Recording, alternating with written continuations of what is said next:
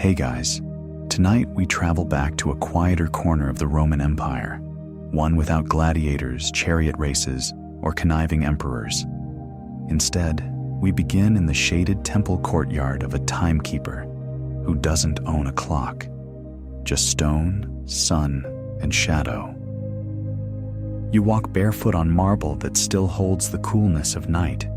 The air smells faintly of fig trees and bronze oil lamps that were snuffed out just an hour ago. It's early, just after the first shadow has begun to stretch. A signal you've come to recognize not just with your eyes, but with your bones. You're a slave in the House of the Sun, a small but well-respected temple nestled between Rome's bustling market district and a quieter alleyway favored by cats, sleepy vendors, and the occasional philosopher arguing with nobody in particular.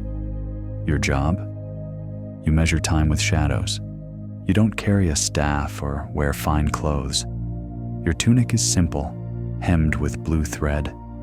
But every morning, before the temple priests stir and before Rome fully wakes, you are the first to read the solarium, a flat stone embedded in the courtyard, carved with lines so faint that only someone who looks daily would know they're there.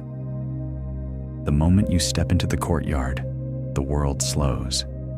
You look down at the gnomon, a thin metal rod rising from the center of the slab, and note how its shadow kisses the second ring of markings. That means it's roughly the second hour after dawn. Time in ancient Rome isn't chopped up by minutes and seconds like in your world. Instead, the day is divided into 12 hours between sunrise and sunset, regardless of season. So today's second hour? In summer, it might be 7:15 a.m. In winter, closer to 9. No one really minds the imprecision, except maybe the priest who insists the morning prayers start on exactly the second hour, even though, between you and me, he wouldn't notice if they started 2 turnips later. You lean against a sun-warmed pillar and record your observation, mentally. There are no scrolls for this work, just memory and routine. You whisper the time to yourself like a chant. Shadow to ring 2. No cloud drift. Dawn has finished. A pigeon coos from the rooftop. The city's just beginning its chaotic hum. A baker shouts about barley loaves 3 streets over. You hear a cart creaking. Somewhere, a patrician woman yells at a servant about sandal straps. Good morning, Rome. There's a small game you play with yourself each morning, predicting how long it'll take the sun to move the shadow 1 full line forward. Most days, it's about the time it takes a tortoise to make it across the bathhouse floor. Some days, when the sky is fickle, it feels like forever. You sweep the marble around the solarium. Dust makes the lines hard to see, and once, a goat from the street wandered in and sat directly on the shadow. You were scolded for not knowing the time, even though the goat clearly didn't respect sacred geometry. This morning, there's no goat. Just the slow stretch of light, as predictable and fragile as breath. You trace your finger across the lines. 12 arcs, each marking a Roman hour, carved years ago by an architect whose name is now forgotten, but whose work determines your entire schedule. Historians still debate who actually carved the original temple sundials. Was it imported Greek slaves, mathematicians, temple astronomers? One theory, your favorite, claims that a retired gladiator with a gift for geometry designed this one after being hit on the head and seeing the sun differently. Rome never lacks colorful biographies. You glance across the courtyard to the priest's quarters. Their windows are shuttered, quiet. Soon, you'll need to report the hour. But not yet. This part of the morning is yours. You sit on the edge of the basin where rainwater gathers. The reflection shows a soft, round version of your face, distorted by ripples and a floating olive leaf. You don't know your age exactly. No one ever told you.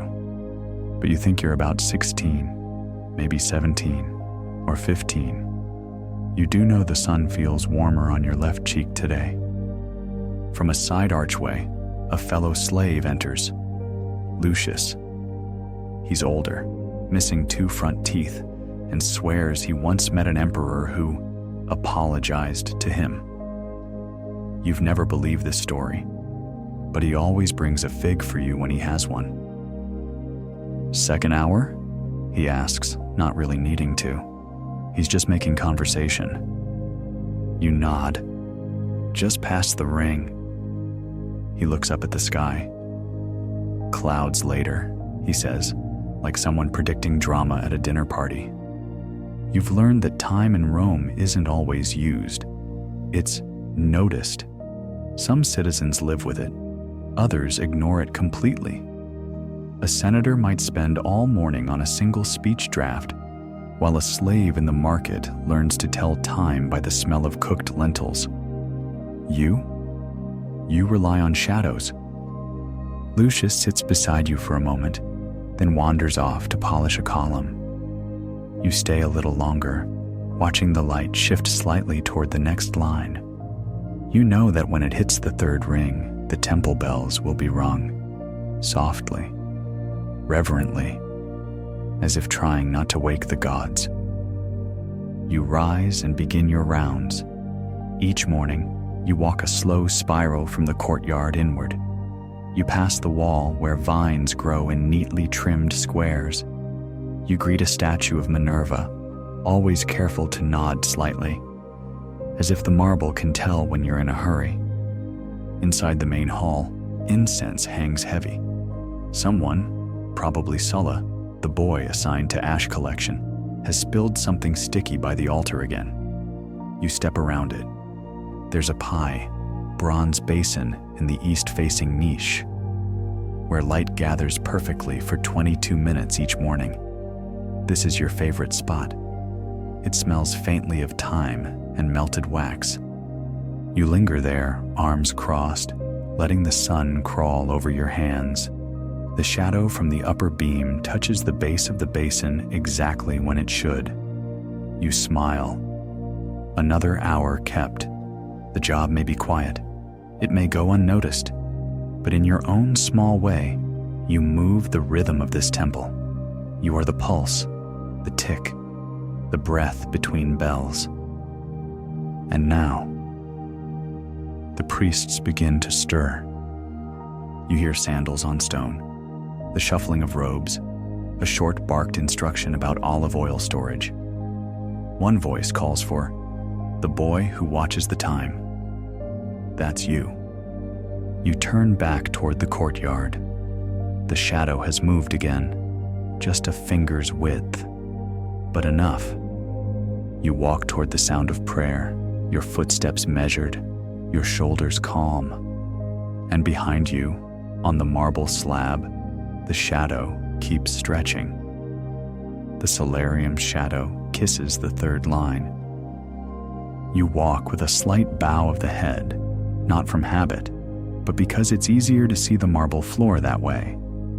Cracks, patterns, subtle changes in the light. They all help you orient yourself through this oversized sundial of a temple. The priests have already begun their ritual humming. It's not musical, not really melodic either, but it vibrates. You feel it in your ribcage before you really hear it. You step quietly into the atrium, where they form a slow circle around the fire basin. One priest, called Plautus, motions for you with a flick of his fingers. He's the most fastidious of the group, wears sandals like their ceremonial armor, claims he can hear time pass in his ears, which, to be fair, may just be wax buildup. "You confirm the 3rd hour?" he asks. You nod once. Shadow hit the ring. No clouds. He squints toward the sky, then back to you. as if trying to catch you in a lie.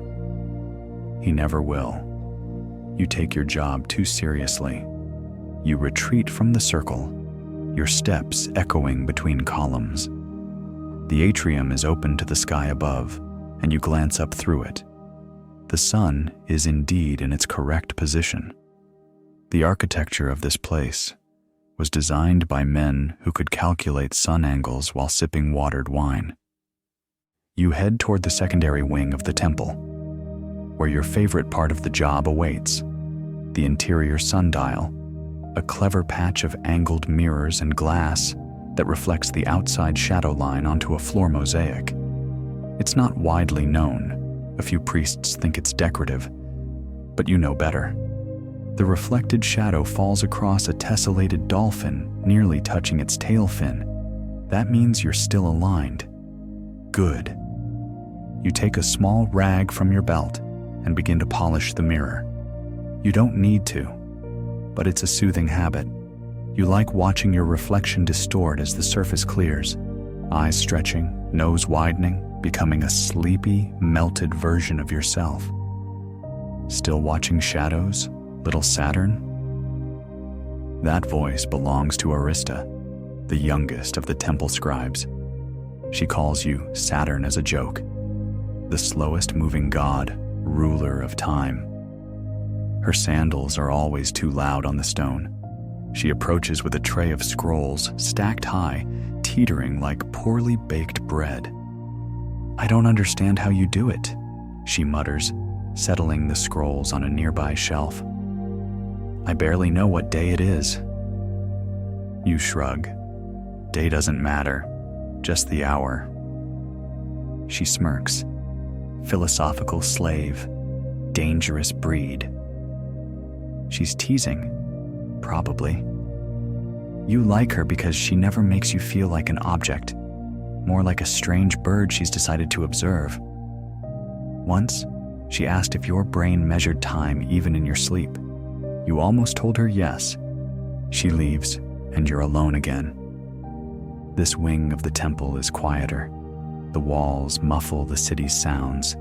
Markets, fountains, donkeys, debates, children, coins, sandals, laughter, and distant hammers. Rome, barely audible here, becomes an ambient buzz behind the walls of discipline. You sit near the mosaic and stare at the mirrored line.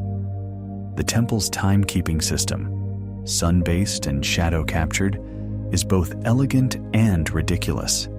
Elegant because it works. Ridiculous because it stops working immediately if a bird poops on the gnomon. There was that one time. A bird, possibly a raven, landed directly on the gnomon just before the 6th hour. It squawked once, defecated majestically, and flew away.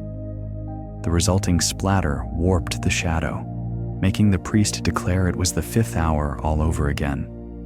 Lunch was delayed. Several prayers were said twice. You said nothing. You glanced down at your own hands, calloused slightly, but steady. You're not just a time reader anymore. You've become the temple's unofficial bell ringer, even though there are no bells, not in the traditional sense. Instead, you carry the hour. You walk into the main hallway, pacing slowly, pausing just long enough at each turn to ensure someone sees you. This is the silent signal. You've become the temple's human clock hand, a slow-moving figure whose appearance in each room is a soft nudge of, "It's time." The scribes call you the breather, because your footsteps are barely louder than an inhale. You pass a statue of Jupiter, massive and slightly cross-eyed. You never point that out, though. Superstition is currency here.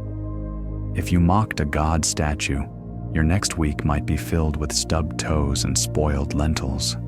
As you reach the long western corridor, the floor becomes warmer. Sunlight streaks in through the lattice windows. This hall is where the priests keep their ceremonial togas. Rows of them, lined like sleepy ghosts on wooden pegs.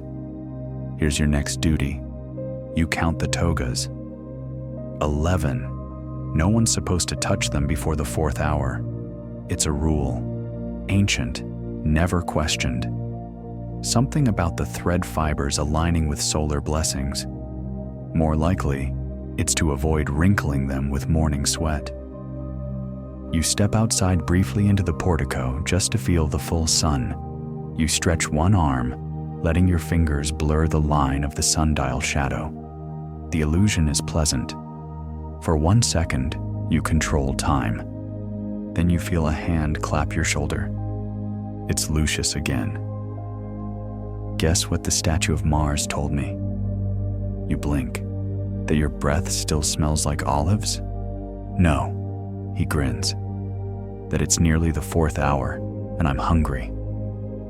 That means your next ritual begins soon. Mid-morning check-in. You head back toward the courtyard, shadow line central. There's a minor commotion happening. A priest, tall, dramatic, and always sniffing like he smells treason, is arguing with one of the older boys about a mismatched scroll. You slide past them unnoticed, already feeling the cool marble shift under your feet. The shadow on the solarium? It's just breaching the 4th ring. You breathe. Then you begin your circuit again. Slow, steady, no rush. You stop at the steps, take in a deep breath, and walk the hallway. This time, as you pass each doorway, a scribe looks up. A priest nods. A servant straightens. No one says anything, but the signal has passed. You are the silent bell. Historians still debate whether slaves like you were given training in astronomy. Some suggest you were just taught by rote. Others believe temple slaves absorbed complex solar movements through daily experience. There's no scroll that confirms it either way. But you know this much.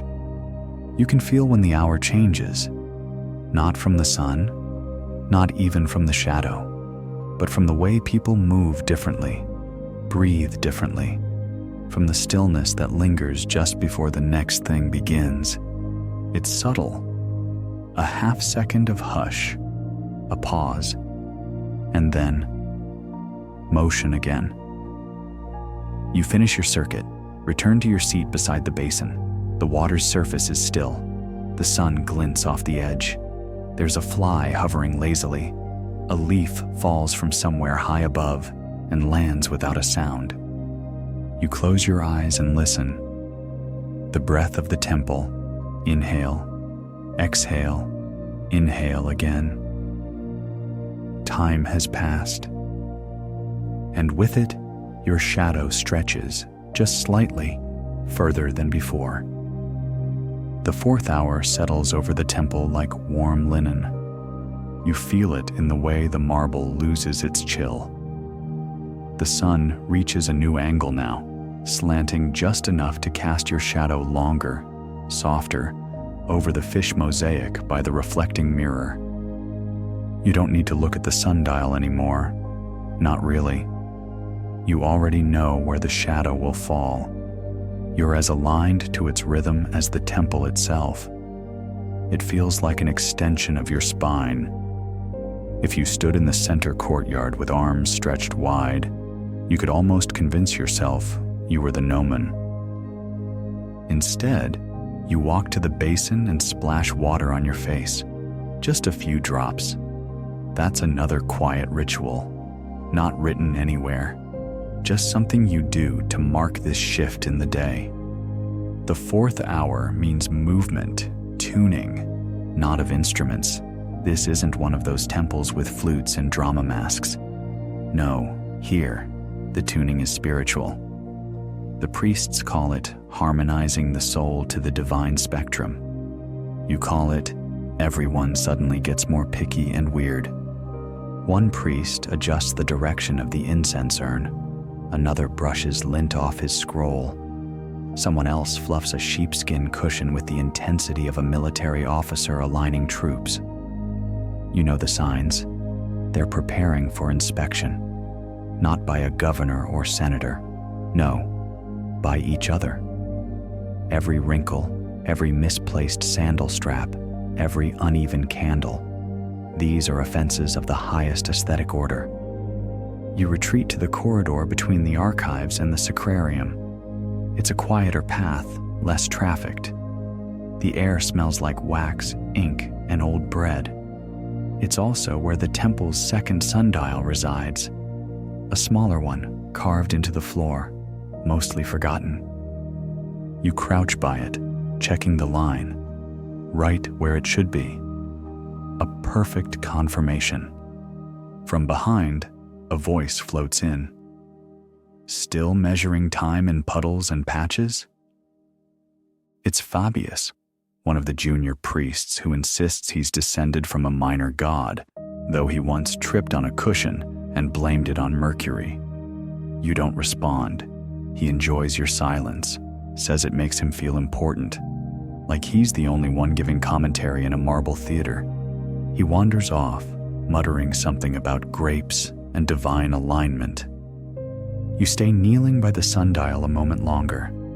The sun's reflection on the polished floor almost looks like spilled oil. You tilt your head, trying to see if the light can form a perfect circle, and for a moment, it does. Then the clouds drift and it wobbles. Just like that, you're reminded that time isn't always steady. Even the gods have off days. You head toward the slave quarters. Not to rest, but to check the hour log. Yes, there's a log. A large wooden tablet hangs near the entrance, marked with lines and tally scratches. Each hour, you make a tiny etching. You use a stylus carved from laurel wood. The priests insist the laurel brings clarity, though the stylus wobbles slightly when you write. Today's lines are perfect, straight, balanced. You run your fingers over the previous entries, days and days of your invisible work, logged in grooves no one reads unless the sun disappears for a week and someone panics. You find that oddly satisfying. Next to the tablet hangs the food rotation list. And there it is, your name, or rather your label, next to the midday bread duty. You sigh. You don't mind bread, but it interrupts the shadows. Still, temple rules are temple rules. You make your way to the kitchens, passing the laundry corridor along the way. One of the boys is there, wringing out a tunic with such intensity that the nearby cistern is trembling in fear. You nod to him. He grunts in return. That's practically a conversation. In the kitchen, it's already warm. Ovens fire low and steady. A slave named Vixa is slicing herbs with a blade that's far too elegant for kitchen work. She's not temple-born. Rumor says she was once a gladiator's assistant. She never confirms it, but the way she handles that knife gives the story some weight. You retrieve the bread, flat, round, scored like a checkerboard, and carry the tray through the kitchen arch. You pass a young acolyte trying to read auguries from the way steam curls off his cup of broth. He catches your eye, blushes, and mumbles something about divine signs. You don't laugh, but your lips twitch. That's enough. Back in the main hall, you set the tray near the scroll lectern. The priests will claim this bread was blessed by the fourth hour, which is technically true since you're the one delivering it. You don't get credit, but again, satisfaction comes in small shapes, like circular loaves. One priest breaks a piece and says, "May Vulcan warm our spirits, as well as our ovens." You wonder if Vulcan would care. Probably not. He's too busy forging cosmic anvils or dealing with his marital issues. You think about that sometimes, how even gods seem trapped in loops, rituals, schedules, divine shadow readers of a different sort. Historians still debate. how much autonomy slaves in religious settings actually had. Some evidence suggests temple slaves were among the more privileged, trusted with sacred artifacts, allowed to learn, even speak directly to priests. Others argue that these privileges were simply more elaborate chains, freedom dressed in scrolls. You reflect on that as you walk the gallery corridor. The sun slants through latticework here, painting stripes across your arms like tiger shadows. You pause at a small window. The sky outside is brilliant, bright, cloudless. It will make for an easy 6th hour reading later. Then your eye catches a movement in the corner. It's Arista again, holding a wax tablet. She motions you closer. "I wrote something down," she whispers. "About time?" You arch an eyebrow. She holds up the tablet. It reads, "Time is a puddle, but you walk on water." You laugh, a small one. She looks proud. "It's probably nonsense," she adds. "It is," you say, "but elegant nonsense." She grins, tucks the tablet away, and disappears around the corridor bend, sandals tapping their usual tune. You stay a moment longer. The 4th hour is ending. Soon, the 5th will take its place. The mosaic dolphin near the mirror will catch its tail in light again. The priests will shift into their midday postures. The city outside will heat like bronze. Even the gods will stretch their celestial backs and wonder what to do next. But you already know. You'll follow the shadow. Always. The 5th hour arrives not with ceremony, but with the gentle sigh of marble warming beneath your feet. You're in the courtyard again, standing on the central tile, a worn, ancient square of travertine surrounded by a perfectly measured ellipse of stone columns. The breeze shifts slightly.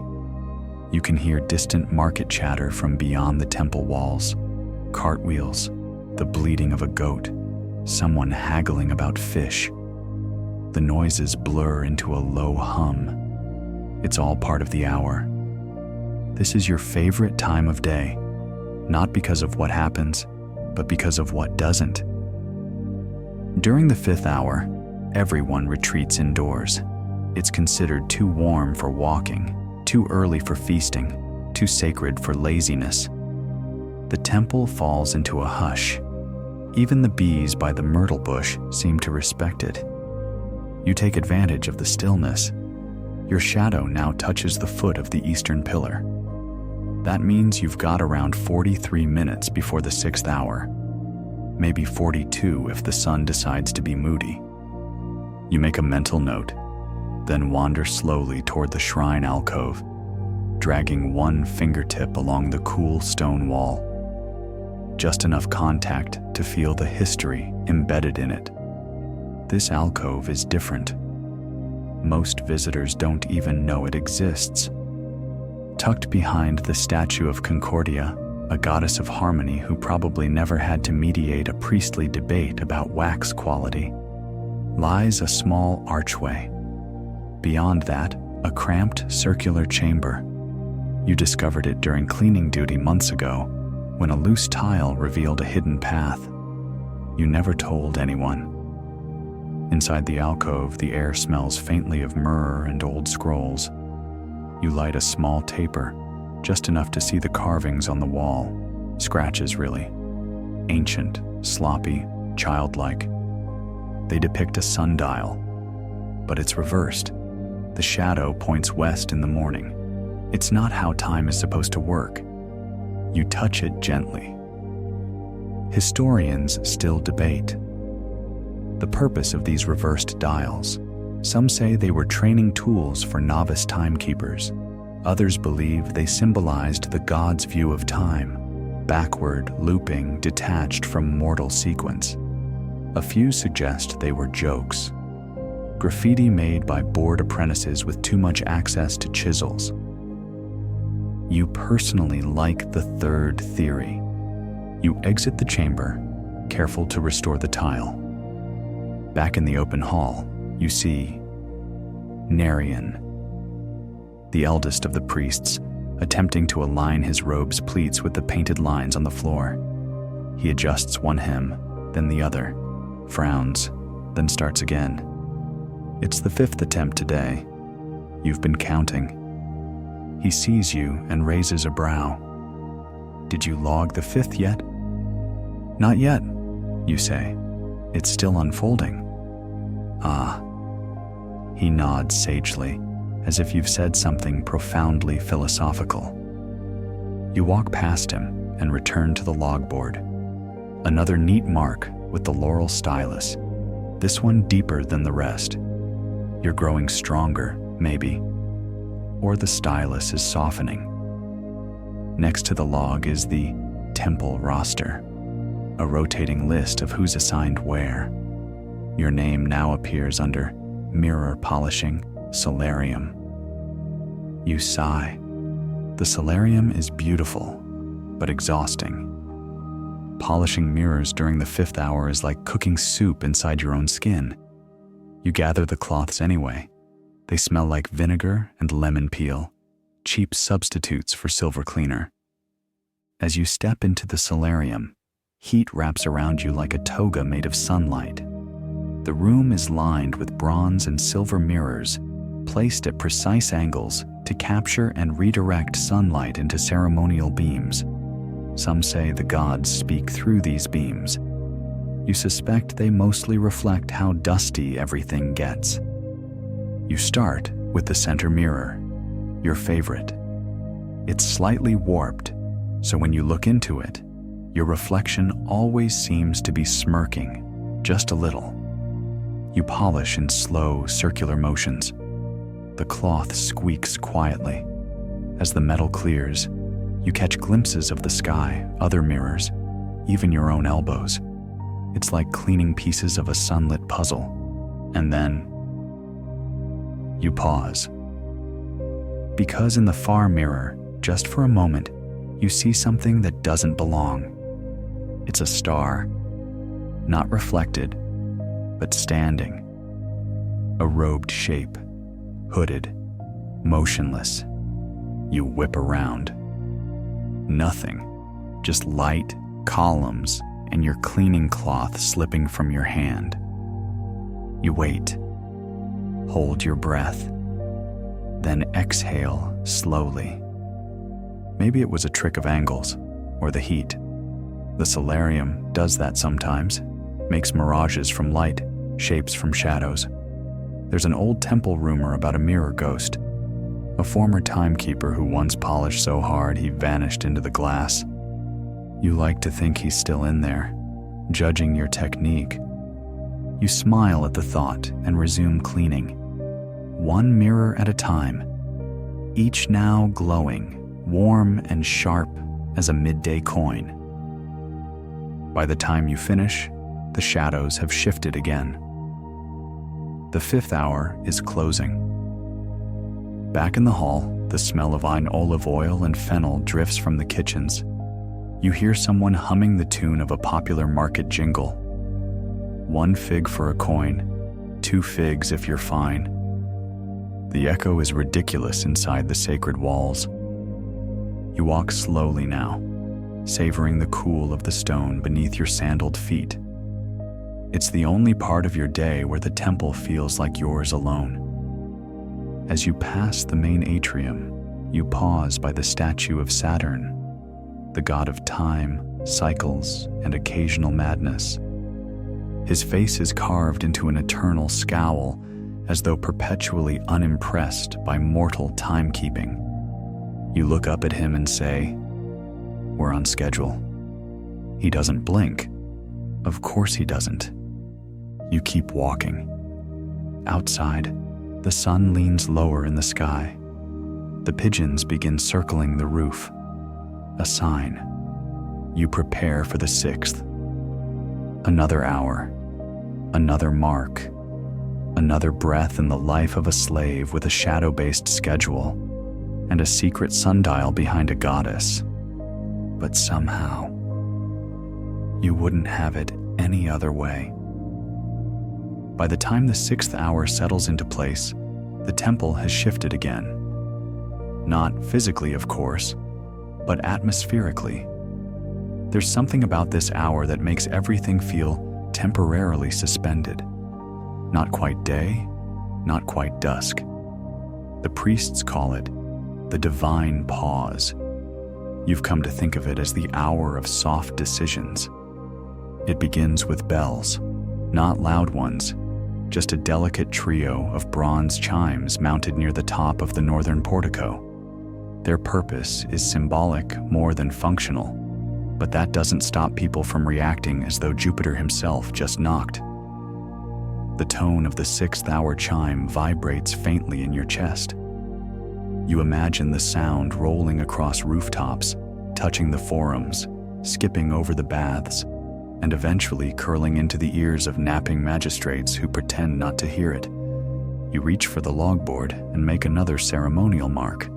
This one feels lighter than the rest, as if it doesn't want to disturb anything. The 6th hour is when temple visitors are allowed inside, but only the quiet ones. That's not an official rule, but it might as well be. Loud merchants, fussy aristocrats, gossipy laundresses, they all seem to instinctively avoid this hour. Instead, you get the murmurers, the breathy wishers, the people who carry sadness like a coin in their hand, hoping the gods will take it as payment. You see one now, a young woman in a faded stola, holding a small cloth bundle. She kneels silently at the base of the Concordia statue, lips moving in prayer. You don't interrupt. You never do. There's a rule, unwritten, of course, that if someone kneels with both knees, you give them space. You turn instead to the temple's outer rim. It's time for another circuit. Not for ritual, just for maintenance. That's your unofficial specialty. Nobody asked you to walk the rim every 6th hour, but you do it anyway. The way some people water plants or feed pigeons, it feels like your duty. The outer rim is lined with low arches and shadow wells. Shallow dome-shaped indentations in the marble floor that catch the light in very specific ways. No one knows why they're there. Some scholars believe they were part of an early timekeeping experiment designed to trap sunlight and gauge its depth by hour. Others argue they're purely decorative, or even mistakes made during early construction. One fringe theory, your personal favorite, claims they were ancient footbaths that got wildly misinterpreted by later generations of priests. You crouch beside one of the wells and trace its inner edge with your thumb. There's a smoothness there, not just from age, but from repetition. Centuries of fingers might have done the same. You check the angle of the light. The well is half-shadowed now. You nod to yourself. The 6th hour is in balance. From the inner colonnade, you hear the click of sandals, measured, deliberate. You don't need to look. It's Tullius, the overseer of incense inventory. You've never seen anyone more serious about herbs. Have you updated the shadow registry? He asks, his voice like dry leaves brushing a wall. I will now, you say, rising. Tullius sniffs. It's not disapproval. It's just how he breathes. You step back toward the shadow registry board. This is a separate log from the main hour markings, a more niche document, tracked only by those who care about things like the length of shade during Jupiter's feast day, which is to say, you and Tullius. You scribble a small note with the carbon stylus, well 7b, half depth by 6th, sun high, angle clear. Tullius peers over your shoulder, then grunts in approval, which, coming from him, is practically a standing ovation. He turns to leave, pausing only to adjust a misaligned incense jar on his way out. You watch him go, thinking, not for the first time, that you've never seen him blink. A moment later, a group of traveling performers passes through the atrium. They're not supposed to be here, but one of them has a limp and the other is singing a lullaby to a ceramic owl. You let them be.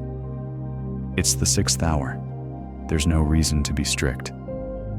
You lean against one of the columns and glance at the sky between the stones. That soft, endless Roman blue, slowly slipping toward its more amber cousin. You remember what one priest once told you. The sky is the only place the gods didn't design. It's where they still draw.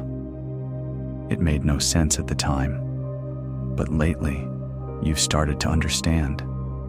A small boy enters the temple, gripping a wooden toy chariot. He's clearly lost. You wave him over, point him toward the servants' court, and he vanishes with a grateful grin. Another visitor appears next, a tall man with ink-stained fingers and the nervous gait of a poet. He doesn't pray. He just walks the edge of the room, whispering to himself and counting the steps between statues. You wonder what kind of story he's building in his head, whether he'll give the timekeeper a role. Probably not. You're the kind of person who doesn't usually make it into poems. Still, you mark his presence in your mental register. It's a habit you've developed, tracking the silent comings and goings. If you ever left, the temple would probably manage just fine. But your notes, your rhythms, your silent understanding of each hour's personality, that would be harder to replace. The 6th hour continues. Outside, the food vendors begin shouting again. Someone burns chickpeas. A donkey yelps. Life rolls on beyond the temple walls. But inside, everything is still.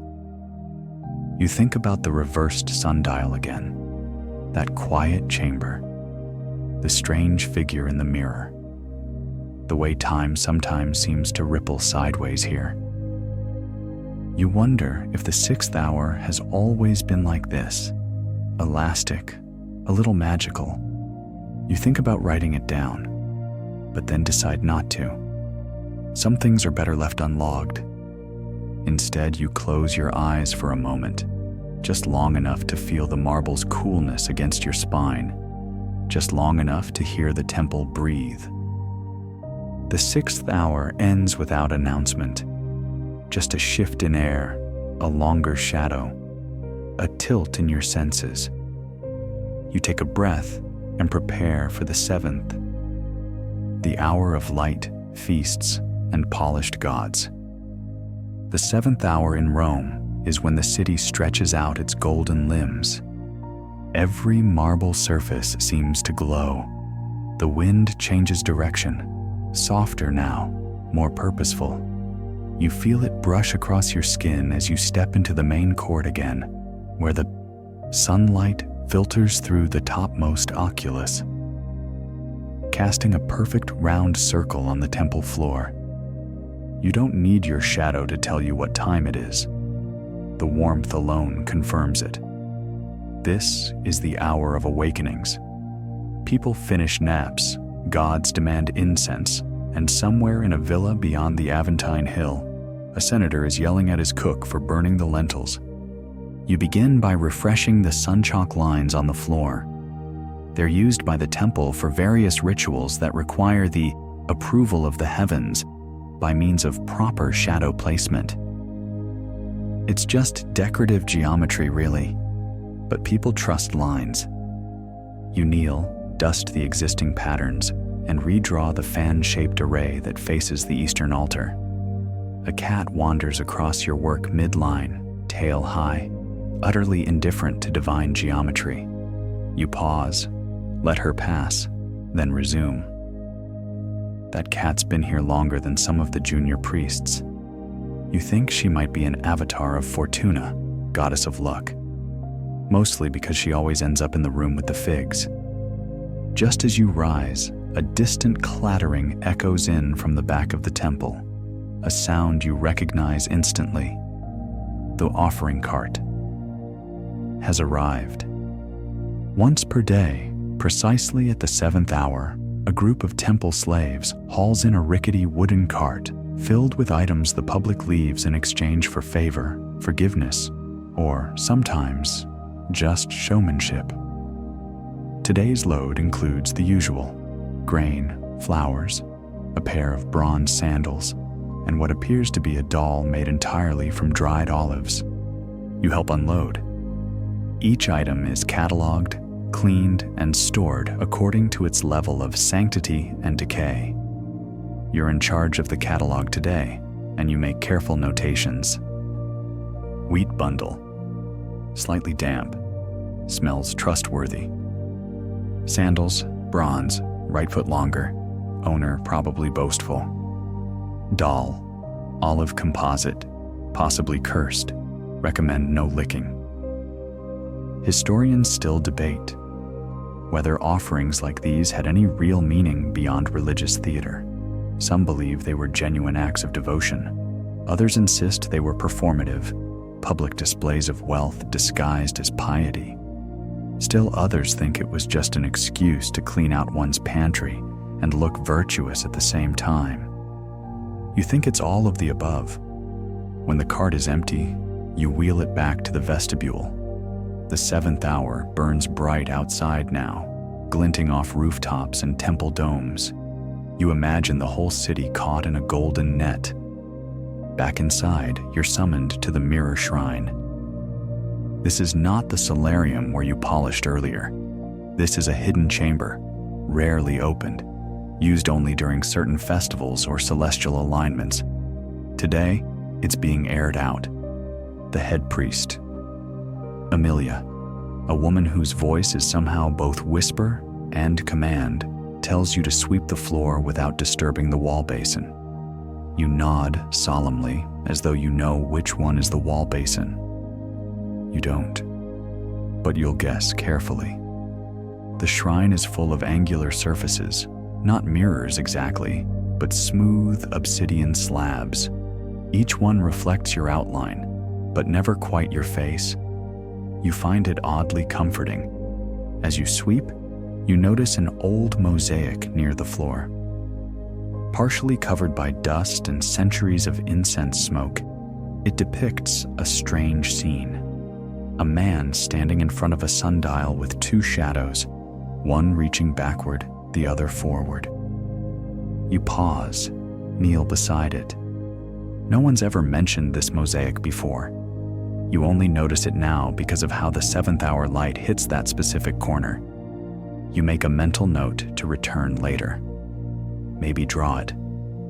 You finish sweeping and step outside, where Amelia is now engaged in a very serious debate with two priests over whether the evening incense should include rosemary or sweet bay.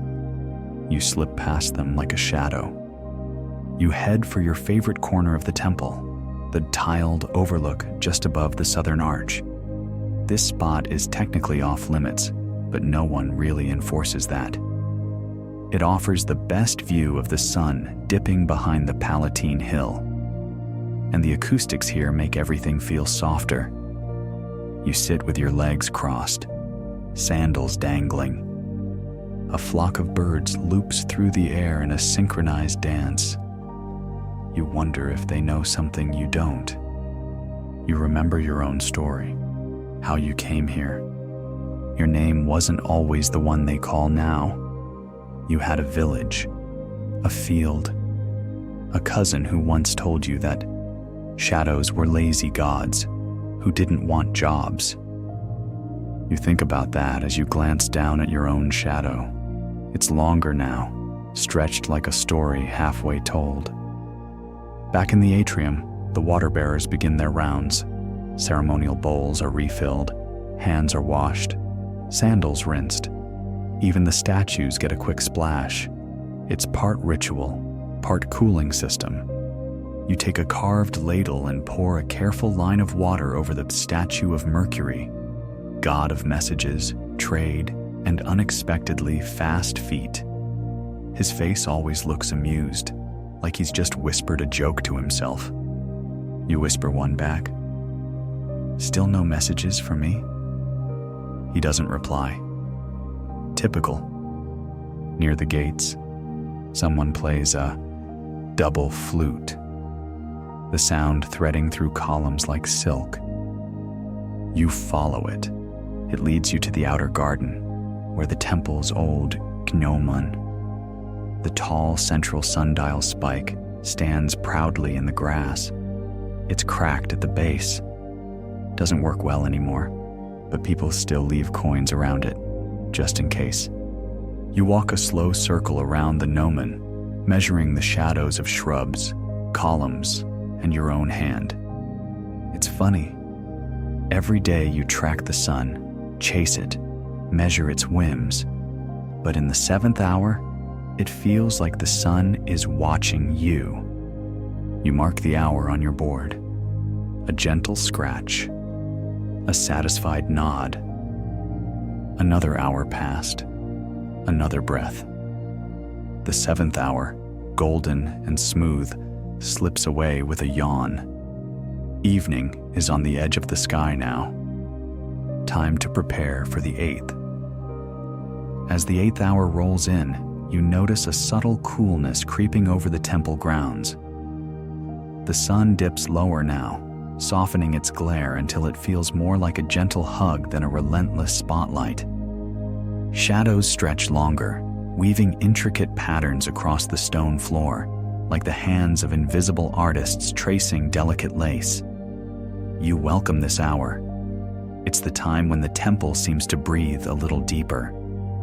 You start your rounds at the temple kitchen. A small, bustling space tucked away behind the main altar. The aroma of herbs and roasting vegetables fills the air. It's not a grand kitchen, but it hums with purpose.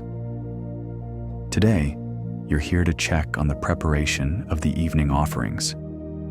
The cooks, mostly slaves like yourself, move with a quiet efficiency that only years of ritual can teach. You watch as a woman with soot-streaked cheeks crushes dried rosemary between her fingers. She hums a tune you don't recognize, something slow, almost hypnotic. You remember reading that Roman cooks often sang to their food, believing it made the flavors richer. You try humming along, but your voice is too rough, so you settle for a smile instead. Near the hearth, a young boy balances a clay bowl filled with spiced figs. His fingers tremble slightly, but his eyes shine with pride. You imagine him growing up to be a great cook, or perhaps a merchant's apprentice. You wonder if he knows how important this moment is, the simple act of preparing food as an offering to the gods. You step outside, letting the kitchen's warmth fade behind you. The temple courtyard glows under the mellow light of the 8th hour. A group of slaves cleans the mosaic floor, scrubbing carefully to keep the intricate patterns vivid. You join in for a moment, running your hands over the smooth tiles, feeling the coolness seep into your skin. A stray breeze carries the scent of jasmine from the nearby gardens. It mingles with the faint smoke of incense, creating a perfume that feels both ancient and alive. You close your eyes and breathe deeply, letting the moment sink in. You think about the high temple slaves' lives, often overlooked by history, but essential to the rituals that define this place. They rise before dawn, labor through the heat of the day, and work late into the evening, all while maintaining a delicate balance between servitude and subtle power. You recall a curious fact. Some slaves in Rome could earn or be granted their freedom by proving exceptional loyalty or skill, blurring the lines between bondage and autonomy. Yet, scholars still debate how common or accessible such freedom really was. Was it a genuine possibility, or mostly a hopeful myth whispered among the oppressed? You continue your walk toward the sacred well. At the temple's heart, a small shaded pool believed to hold water blessed by the gods. You dip your fingers into the cool liquid, letting it trickle slowly through your hands. The water reflects the twilight sky, shimmering with flecks of gold. Nearby, a statue of Janus, the two-faced god of beginnings and endings, watches over the scene.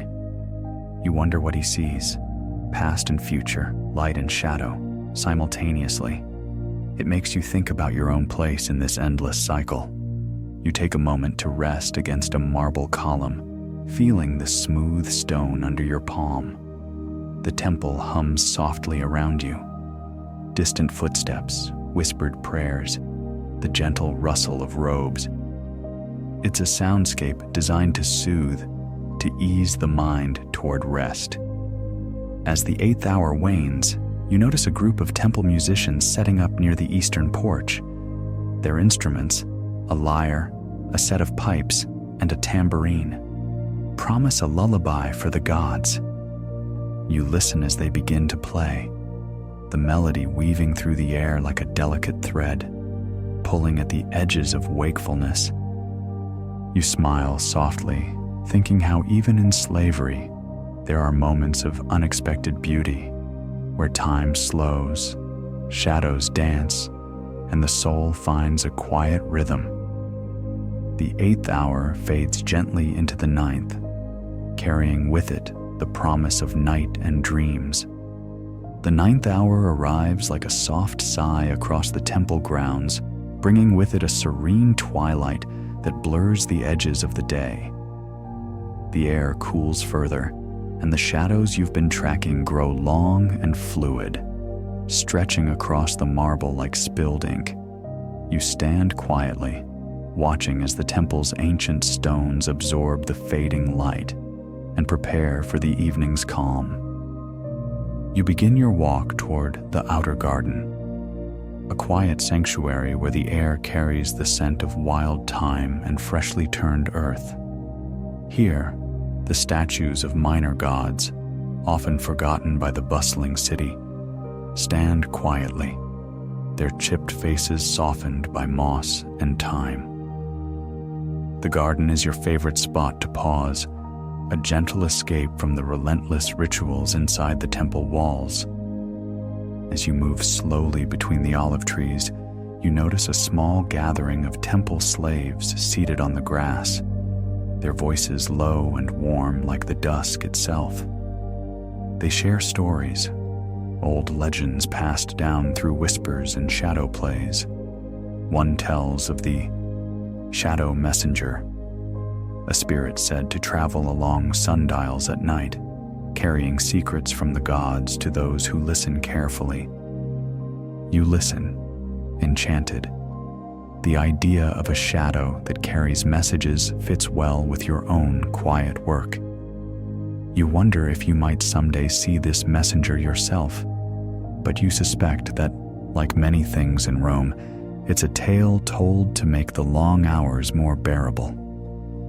Nearby, the temple's sacred chickens, a quirky but important part of the divination rituals, scratch at the soil.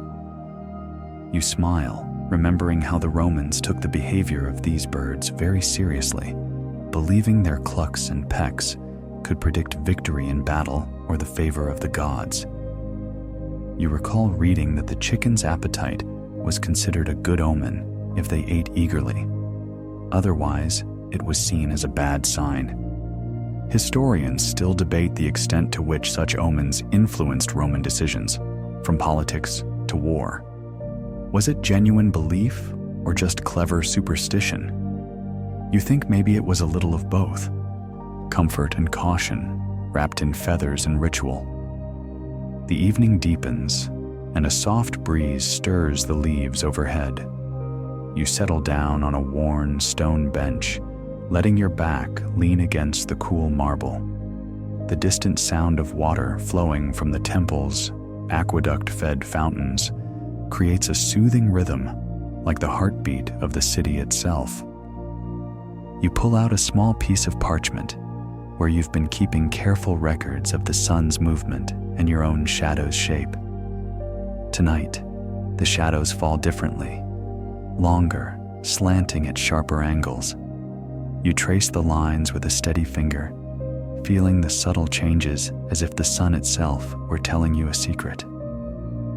Your thoughts drift to the many slaves who have worked this temple before you, their stories lost to time but their shadows lingering in the cracks of the stone. You imagine them whispering through the rustling leaves, urging you to keep watching, to keep measuring, to keep dreaming. The sky fades from blue to a deep indigo, and the first stars begin to twinkle, silent sentinels watching over the city. You rise slowly, folding your parchment with care. The night will bring its own duties, but for now, you savor this gentle hour when the world seems to hold its breath. You glance back once more at the garden, the statues, the sacred chickens still pecking softly in the gathering dusk, and you smile. The shadows have spoken today in their quiet, unassuming way, and you have listened. The 10th hour slips in quietly, and with it, a soothing coolness settles over the temple precincts. The last rays of sunlight linger stubbornly on the rooftops, but inside the temple, flickering oil lamps begin to awaken.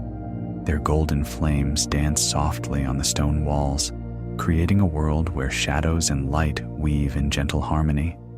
You move deliberately through the inner sanctum, the heart of the temple where the most sacred rituals unfold.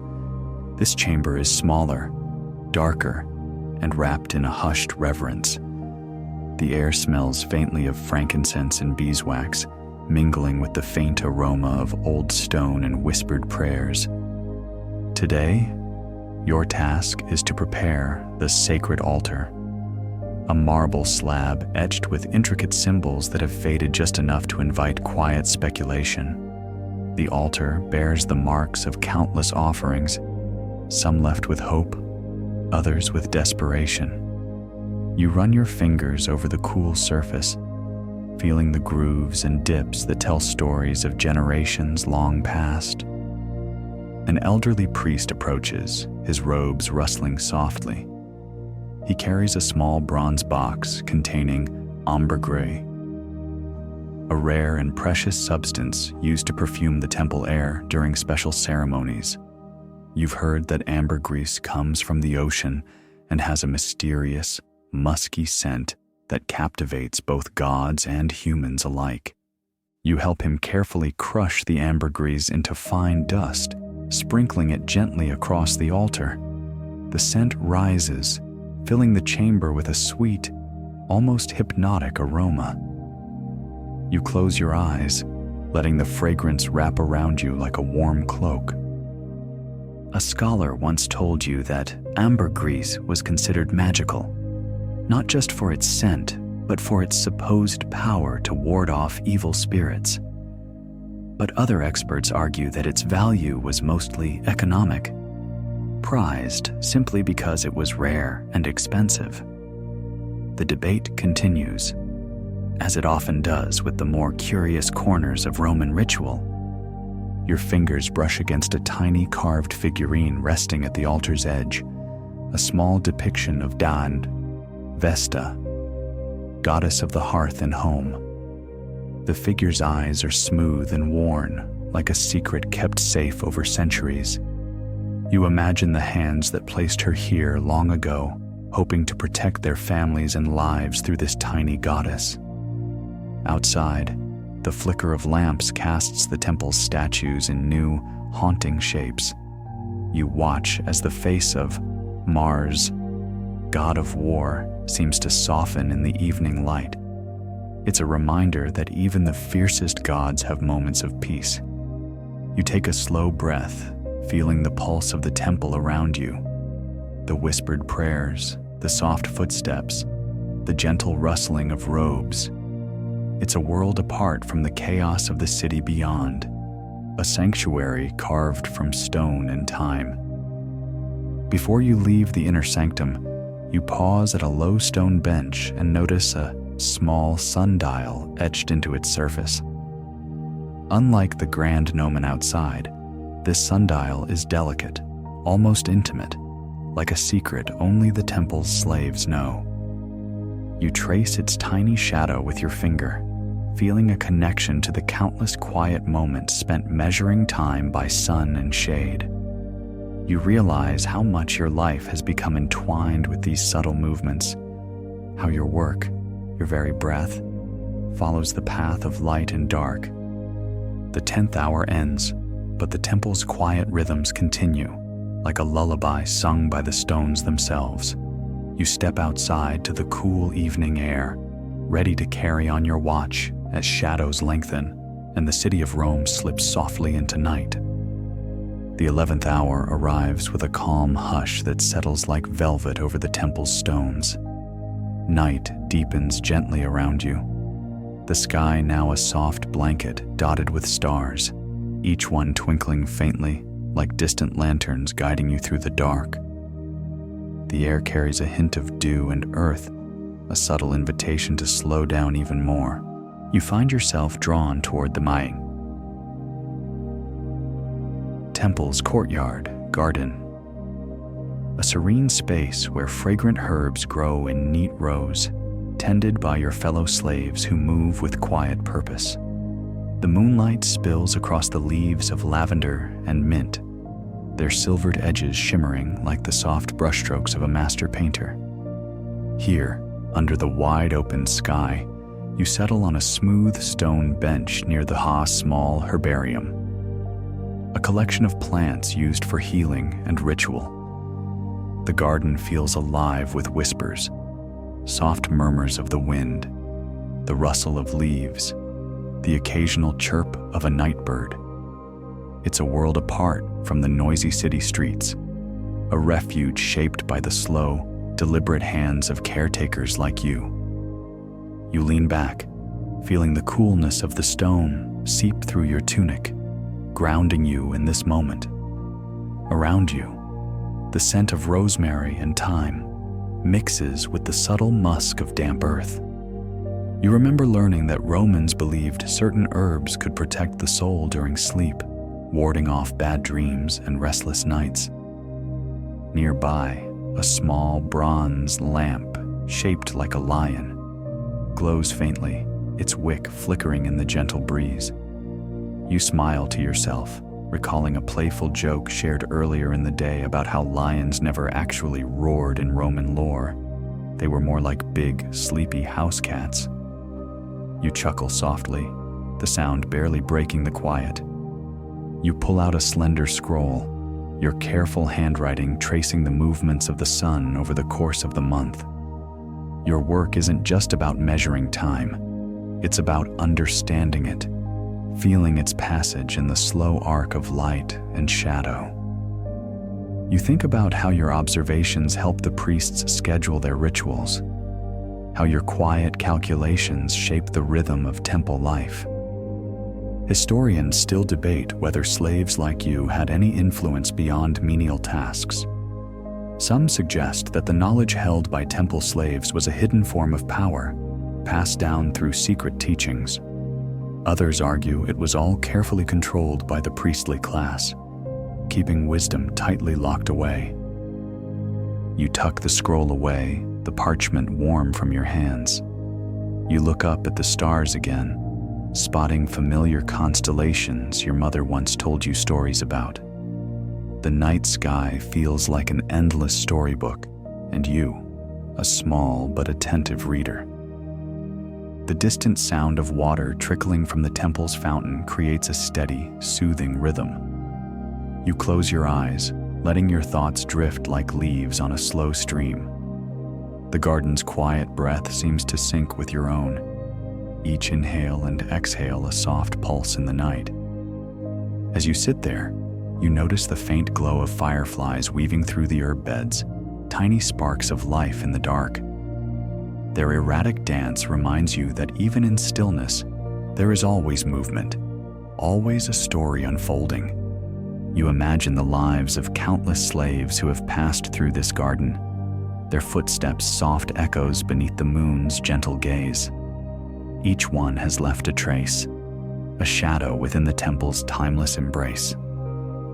With a deep, calm breath, you rise from the bench and begin your slow walk back toward the temple doors.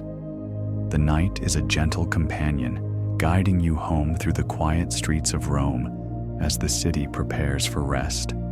The 12th hour of your watch unfolds like a soft murmur, carrying you deeper into the temple's nightly embrace. The air is now cooler, wrapped in the scent of damp stone and distant cypress trees. Above, the sky is a vast, velvety canvas sprinkled with stars that flicker like tiny, patient eyes, keeping silent vigil. You find yourself moving slowly toward the Pan Temple's library, a quiet sanctuary of scrolls and tablets stacked on wooden shelves, their edges worn smooth by centuries of gentle hands.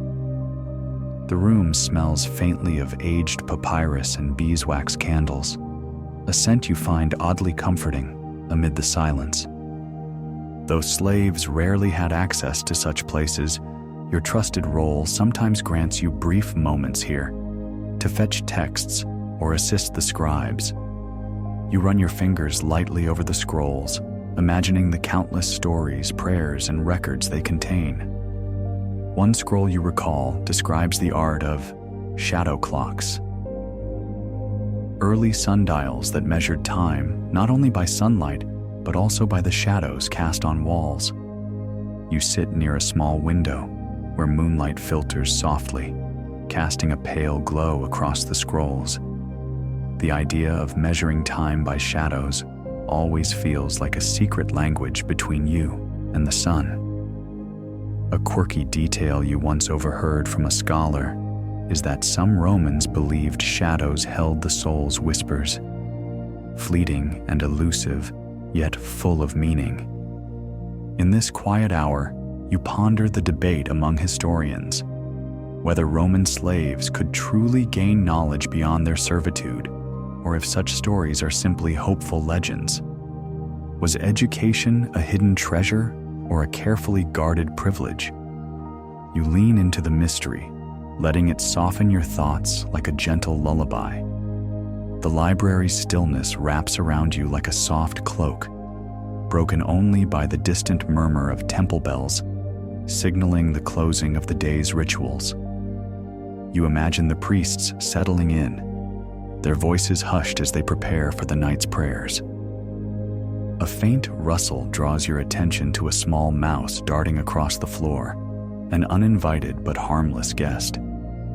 You smile to yourself, thinking how even in the grandest temples, life finds a way to sneak in quietly. You rise and stretch, feeling the smooth wooden floor beneath your feet, worn by countless others before you. As you turn to leave, your eyes catch a small carving near the door, an image of Janus, the two-faced god, watching both past and future. It feels fitting for this hour, when the night is both an ending and a beginning. Stepping back into the courtyard, you pause to breathe in the cool night air, the gentle sounds of water flowing from the fountains mixing with the soft rustling of leaves. The temple feels alive in its own calm way, a heartbeat measured by shadow and flame. You think of your place here, a silent observer of time's passage, quietly marking the sun's retreat and the moon's ascent. The temple's ancient stones have witnessed countless days and nights, and now they hold you gently within their endless story.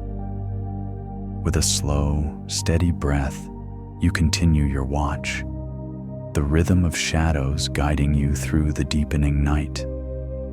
The 13th hour arrives softly, like a whisper slipping through the cool night air.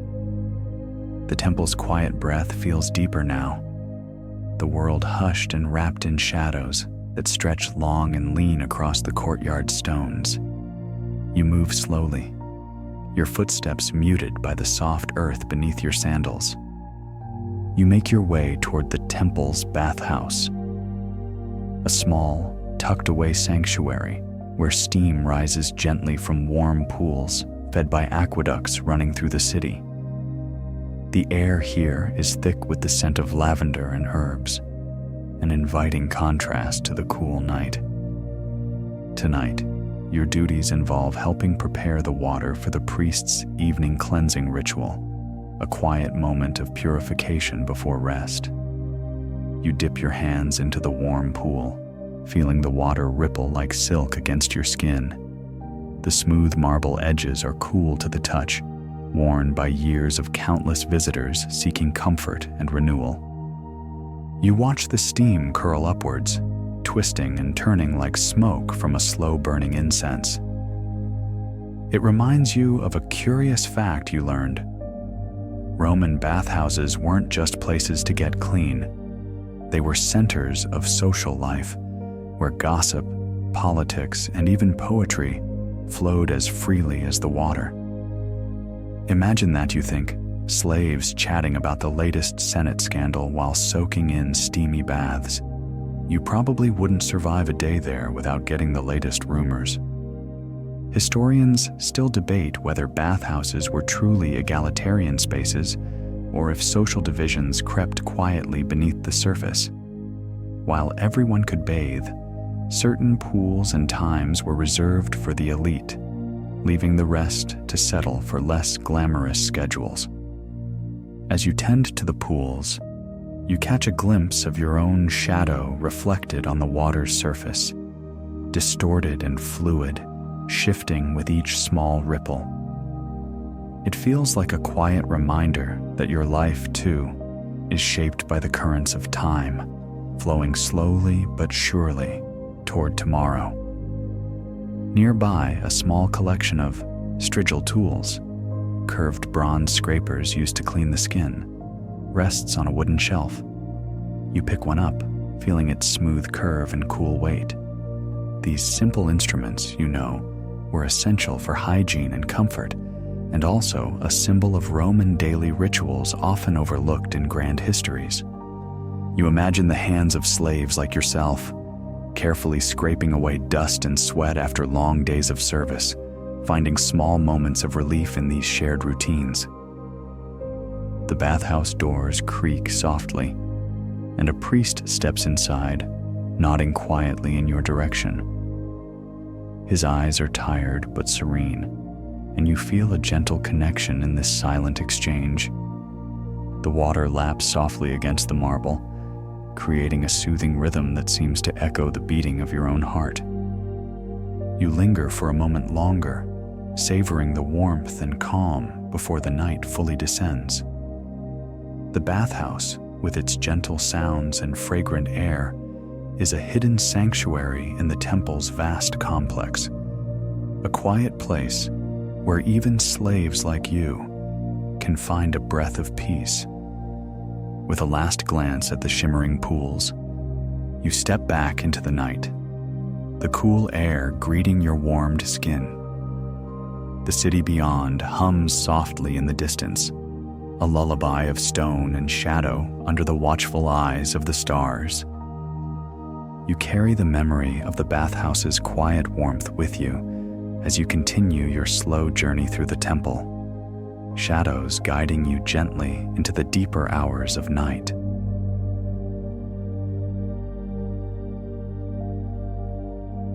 The 14th hour unfolds quietly as you wander toward the temple's granary, a vast, shadowed storehouse filled with sacks of grain and dried legumes.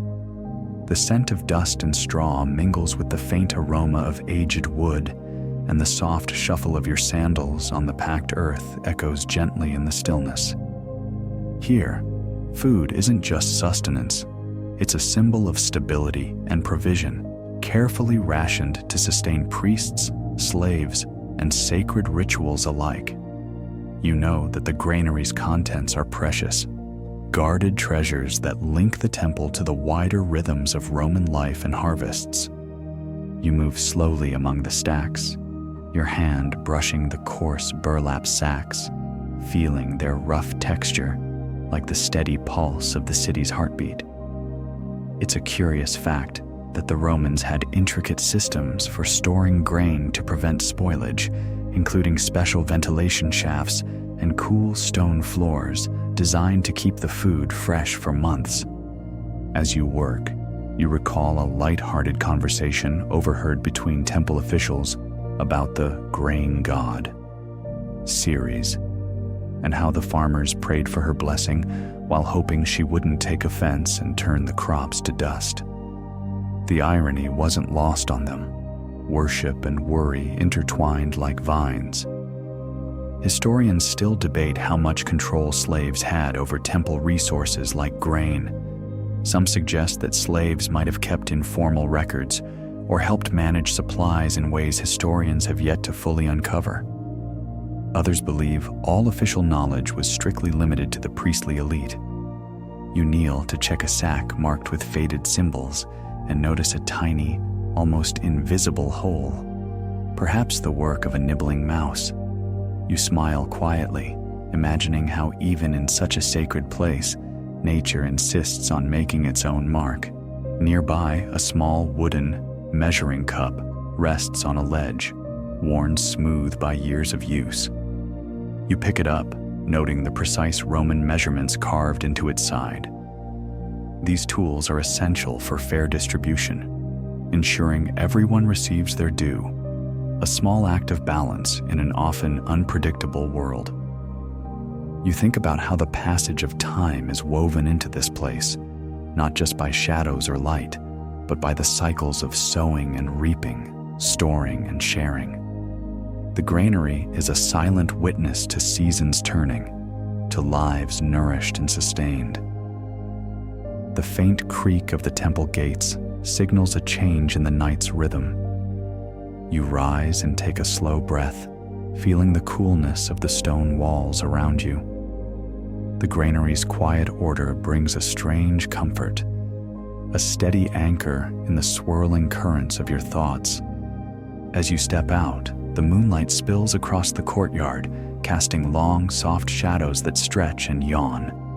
The city beyond hums quietly, a distant, gentle murmur of life continuing in its slow, steady way. You carry the scent of grain and earth with you, a subtle reminder of the temple's enduring connection to the cycles of nature and time. The 14th hour fades, and the night deepens, wrapping the temple in its serene embrace. The 15th hour begins with a delicate stillness, as if the entire temple breathes in unison with the cool night air. The stars overhead shimmer faintly, their distant light casting pale patterns on the stone pathways beneath your feet.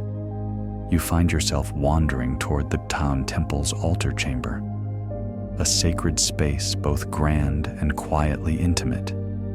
The altar itself is simple yet striking, a slab of polished marble etched with delicate symbols of Roman gods and goddesses. You pause here often during your nightly rounds, feeling the weight of centuries in the cool stone beneath your fingertips. Tonight, you notice the lingering scent of incense, frankincense and myrrh, a subtle perfume that clings to the air like a soft memory. The priests have likely completed their evening offerings, leaving behind a calm stillness punctuated only by the faint crackle of a dying flame. You remember learning that Romans believed the smoke of incense was a messenger to the gods, carrying prayers and wishes upward, dissolving into the sky like whispered secrets. A quirky detail you once heard was that some temples had special incense blends designed to induce relaxation, almost like ancient Roman aromatherapy. Historians still debate how much slaves like you were allowed to participate or even witness these sacred rituals. Some believe temple slaves held deep, hidden knowledge of rites and chants, while others argue they remained outsiders to the spiritual core. Your eyes trace the intricate carvings on the altar, images of Vesta, goddess of the hearth, and Janus, keeper of beginnings and endings. These symbols remind you that the temple is not just a place of worship, but a guardian of time itself, marking transitions both cosmic and personal. A soft breeze stirs, carrying with it the faint rustle of fabric, likely a priest's cloak brushing against the stone. You watch as a shadow moves silently past the entrance, disappearing into the deeper temple halls. The quiet footfalls seem to echo your own, a gentle companionship in the night. You lean closer to the altar, feeling the cool marble against your cheek, and wonder how many have found solace here. Prayers whispered in hope, secrets shared in silence. The sacredness of this space is a balm, a quiet reassurance amid the endless flow of days and nights. As you rise and step away, the altar's glow seems to linger in your mind like a soft ember, a gentle light in the deepening darkness. The temple's ancient heart beats quietly around you, steady and sure. You continue your slow walk through the courtyard, the night folding gently over the temple stones. Each step carries you forward, deeper into the rhythm of the temple's timeless night. The 16th hour drifts in like a gentle sigh, and you find yourself wandering toward the temple gardens.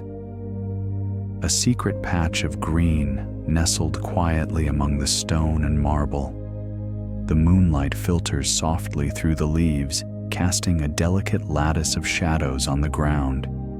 The air here is fragrant with the scent of blooming night flowers, jasmine, rosemary, and a hint of mint. You inhale deeply, the cool night breeze carrying the subtle sweetness like a whispered lullaby. The gardens are a peaceful refuge, a place where the sacred and the natural intertwine. You walk slowly along the winding stone paths, listening to the soft rustle of leaves and the distant drip of water from a small ornamental fountain. It's fascinating to remember that Romans believed gardens were miniature versions of paradise, places where gods might walk quietly among mortals. A quirky fact you recall: some slaves were assigned to tend these gardens, cultivating herbs used in temple rituals and medicines. You imagine how, in this quiet labor, there was a sort of gentle magic, a connection to the earth and to healing. Historians debate how much slaves were integrated into religious practices, especially in temple gardens. Were they merely caretakers, or did they play a larger, almost spiritual role in maintaining sacred spaces?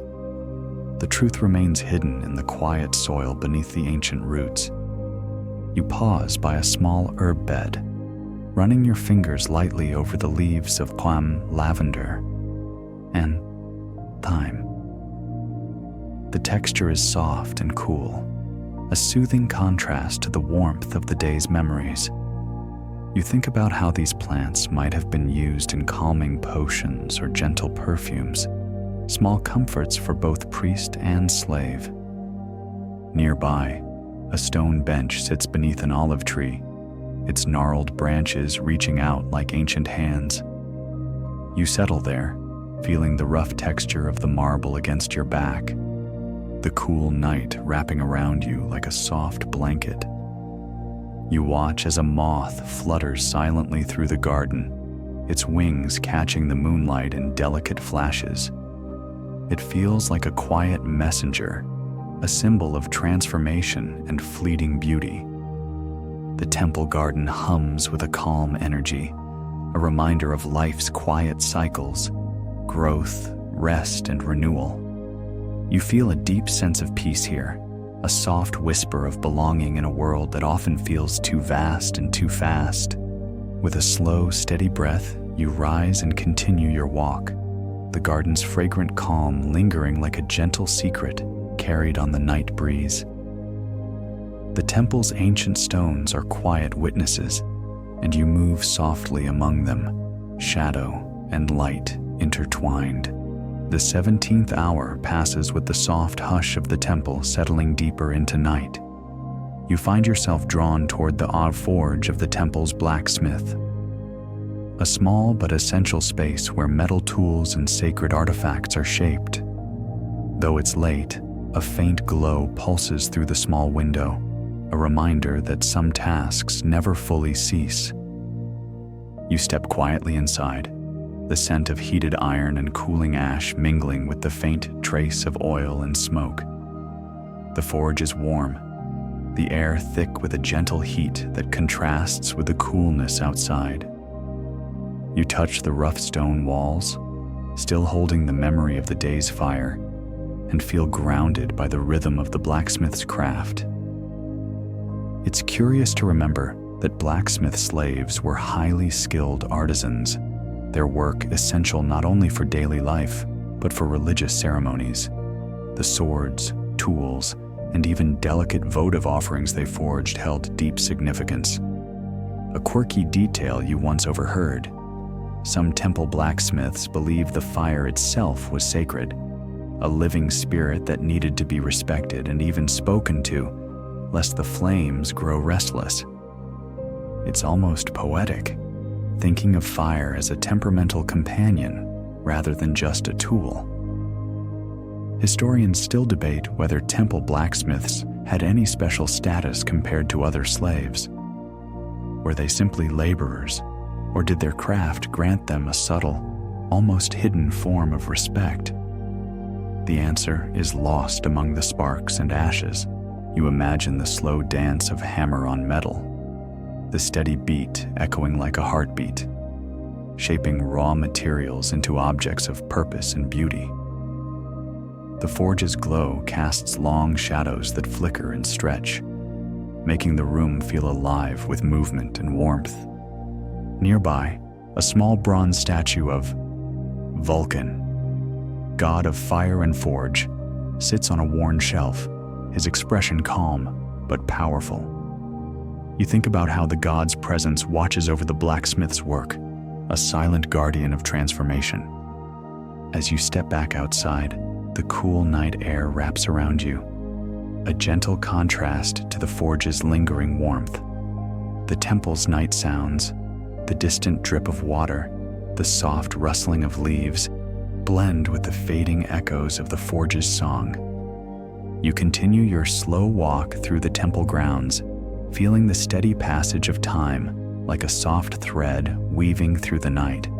The forge's fire, though quiet now, lives on in your memory, a glowing ember in the deepening darkness.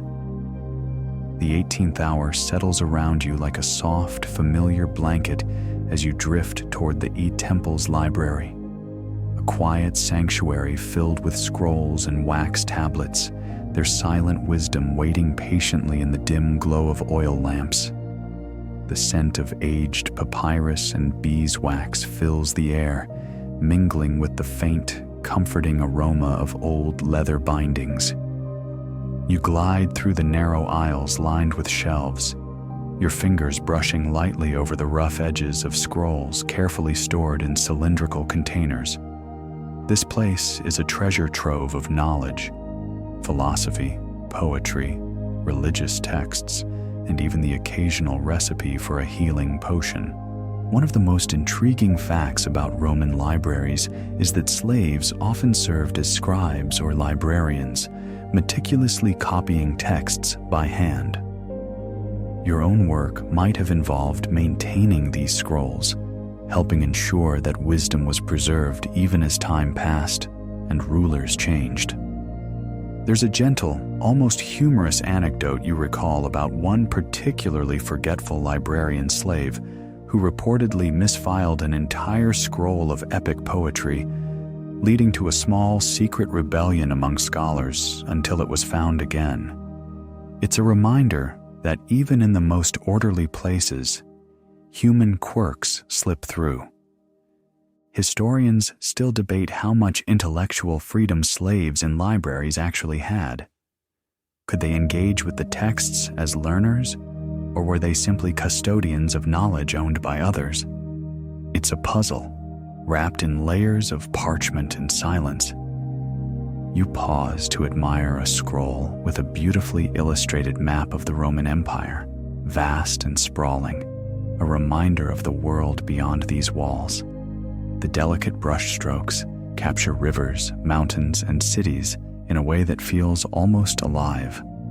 A soft sound draws your attention, a faint rustling as a nocturnal visitor, perhaps a mouse or a small bird, moves unseen among the shelves. You smile to yourself, imagining the quiet lives of the library's unseen inhabitants. You settle onto a low stool, the cool wood pressing gently against your legs, and let your eyes close for a moment.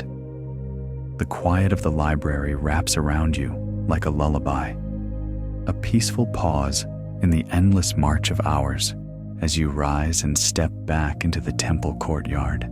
The first hints of dawn begin to lighten the horizon. The library's silent wisdom feels like a gentle guide, carrying you softly toward the new day.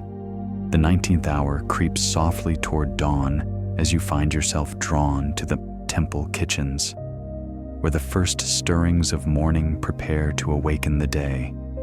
The air here is rich with the faint aroma of herbs, dried fruits, and roasting grains, a gentle promise of nourishment to come. You step inside, the warm glow of oil lamps flickering across rows of clay pots, wooden bowls, and neatly stacked utensils. The kitchen is a busy place by day, but now, in the quiet early morning, it feels like a sanctuary of calm purpose.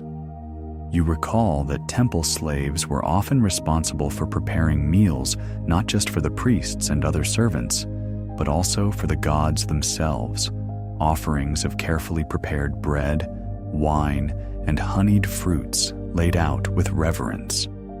A fun fact lingers in your mind. Some ancient Roman kitchens had small, built-in ovens that worked like slow cookers, allowing stews and porridges to simmer gently through the night. It's amusing to think how even back then, there was a version of set it and forget it. Historians still debate how varied the diet within temple kitchens really was. While some argue that meals were simple and repetitive, others suggest a surprising diversity of ingredients and recipes, influenced by trade and cultural exchange throughout the empire.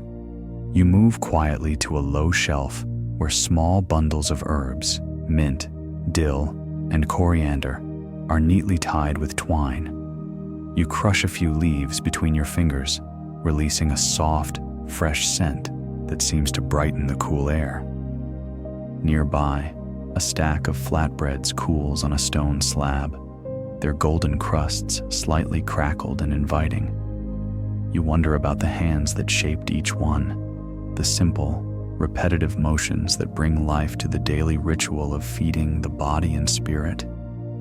You catch a faint whisper of conversation, perhaps from a priest or a fellow slave, sharing a joke about a recent feast where the wine ran out too quickly. The soft laughter feels like a warm thread weaving through the quiet space. The kitchen hums gently with anticipation, a quiet heart beating beneath the temple's sacred rhythm. You take a slow, steady breath and let the peacefulness settle in, feeling the steady pulse of life in this ancient place. With a final glance at the glowing hearth, you step back into the awakening temple courtyard, ready to greet the new day as the sun begins its slow climb into the sky. The 20th hour settles softly as the temple begins to hum with the gentle stirrings of morning. You find yourself wandering toward the temple's outer courtyard, where daily life begins anew with quiet purpose. The stone paths are cool beneath your feet, and the pale light of dawn bathes the statues and fountains in a gentle glow. Here, traders and visitors often gather later in the day, but now the space is still, filled only with the faint sounds of birdsong and the soft murmur of water trickling from the fountains. You watch as the first temple workers start arriving, their footsteps light and measured. You think about the role slaves played beyond the temple's inner sanctums, in the bustling courtyards where goods were exchanged messages carried, and the rhythm of daily life beat steady. Many slaves managed deliveries, handled correspondence, or even served as messengers between city and temple. A quirky detail comes to mind. Some slaves developed secret sign languages or subtle gestures to communicate without being overheard by their masters, a silent world within the noisy one. It's almost like their own small, hidden empire of quiet understanding. Historians still debate the extent of these covert communications and whether they represented resistance, survival, or simply practical efficiency. The truth is woven into the many voices that passed through these courtyards, mostly unheard by history. You pause by a fountain, watching the water ripple softly in the dawn light.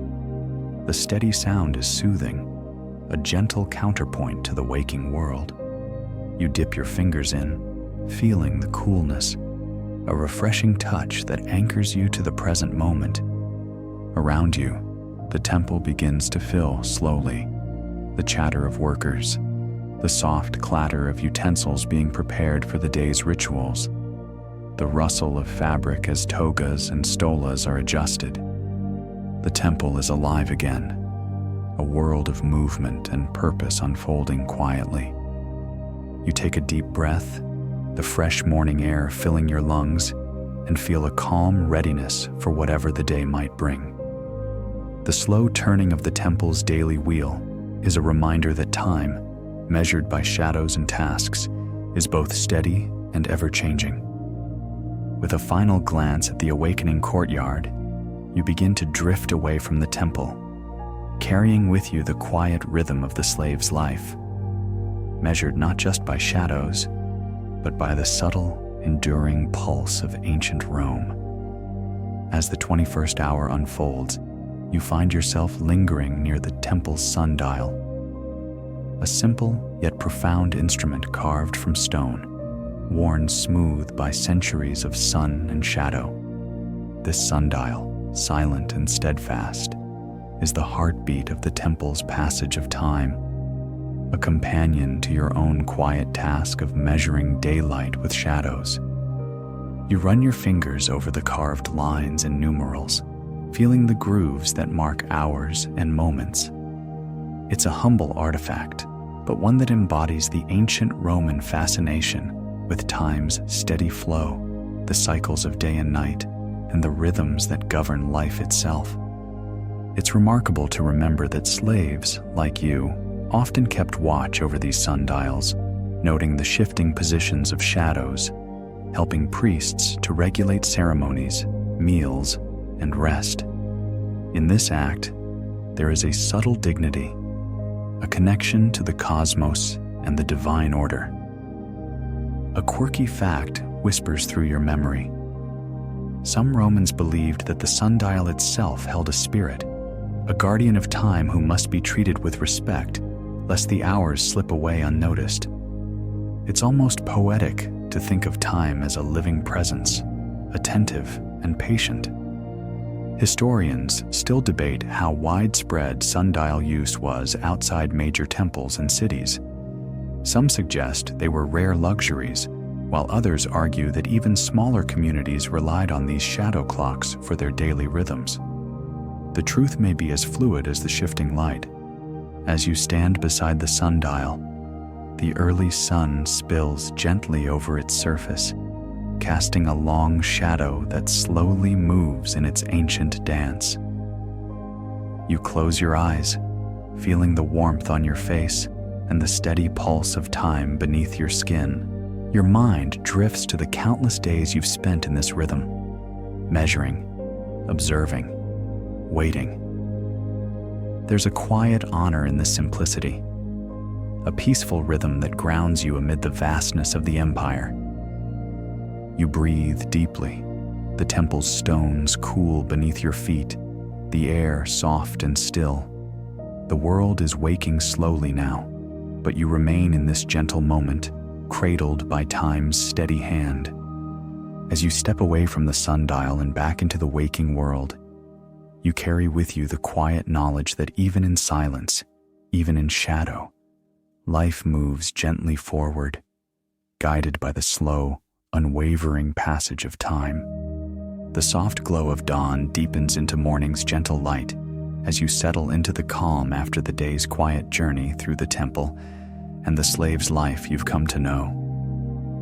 The world outside continues its bustling rhythm, but here, time seems to stretch and soften like a whispered melody. Feel the steady rise and fall of your breath, slow and even, like the passing of shadows across ancient stones.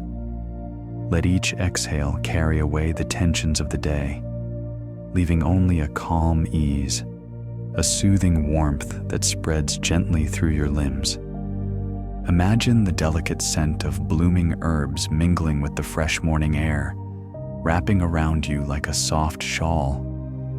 The sounds of water trickling in fountains, the faint rustle of leaves stirred by a mild breeze, they all become part of your own peaceful rhythm. The temple's stones seem to hum with quiet stories, echoes of lives lived in gentle service, careful observation, and patient labor. You feel connected to that vast, slow world, where even shadows are measured with care, and each moment is a thread in a vast tapestry of time. Allow your mind to drift lightly, like a leaf floating on a calm river, carried effortlessly toward rest. There is no rush, no urgency here, only the soft embrace of night turning into day, and the promise of gentle dreams ahead. As you sink deeper into this restful state, know that the quiet life you've witnessed, measured by shadows and whispered time, is a part of you now, a calm anchor to return to whenever the world feels too loud or fast. Let your eyelids grow heavy, your thoughts slow to a gentle hum. The temple, the slave, the sundial, they all fade softly into the background, leaving you wrapped in stillness and peace. Sweet dreams.